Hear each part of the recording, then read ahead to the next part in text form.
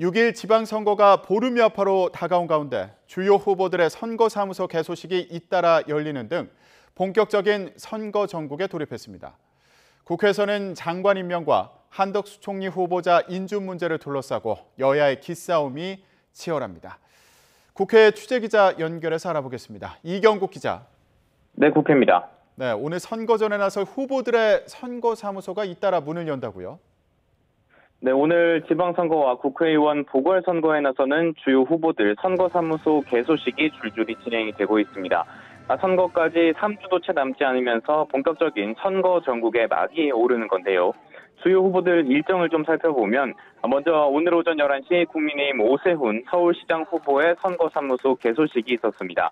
이준석 대표와 권성동 원내대표 등 지도부도 참석해서 지원 사격에 나섰는데요. 권성동 원내대표는 지방 권력을 반드시 되찾아와야 한다고 거듭 강조했습니다. 직접 듣고 오겠습니다. 국무총리 인준을 해주나 뭘 해주나 178석 갖고 밀어붙이는데 이번에 지방 권력을 찾아와야 진정으로 민주당이 반성하고 회개하고.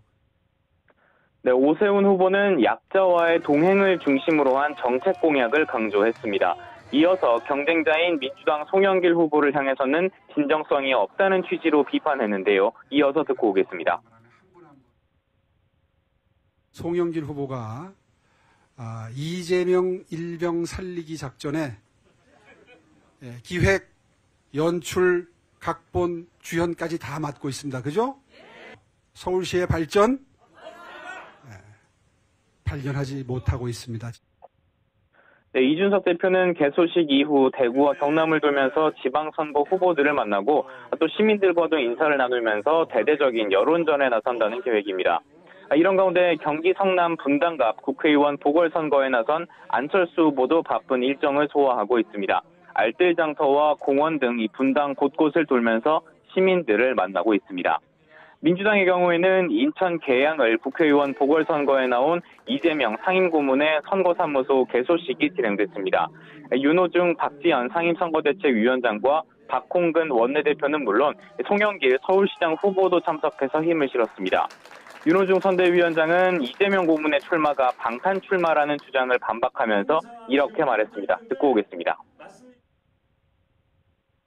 이명박 대통령이 노무현 대통령을 죽이려 했던 것처럼 윤석열 대통령이 이재명 후보를 죽이려 해서는 절대 안 됩니다, 여러분. 네, 이재명 고문도 국민의힘을 향해서 비판을 쏟아냈습니다. 이어서 들어보겠습니다. 진짜 도둑이 누굽니까, 여러분?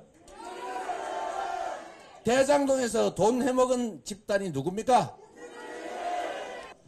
국민의힘에 이렇게 이름을 붙여줄까 싶어요. 적반무치당. 네, 선거 공방전이 가열되는 가운데 민주당 지도부 소금 뒤열리는 송철호 울산시장 후보, 이광재 강원도지사 후보 선거사무소 개소식에도 참석할 계획입니다. 네, 이런 가운데 국회에서는 여전히 한덕수 총리 후보자 인준 문제를 두고 여야 신경전이 이어지고 있다고요?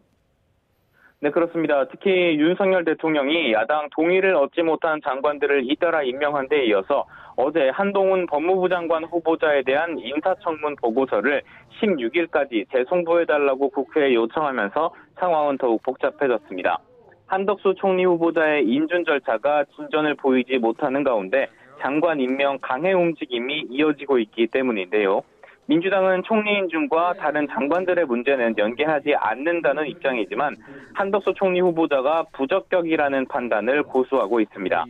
다만 당내에서 발목 잡기라는 비판 여론을 고려해야 한다는 목소리가 나오는 데다가 최근 박완주 의원 성비위 의혹으로 당 지지율이 급락한 점도 영향을 줄 거라는 분석이 나오고 있습니다.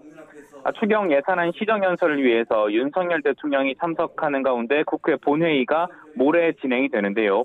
민주당은 이날 의원총회를 열어서 관련해서 난상 토론을 벌인다는 계획인데 주말 사이 당내 여론의 변화가 인준 문제에도 상당한 영향을 미칠 것으로 전망됩니다.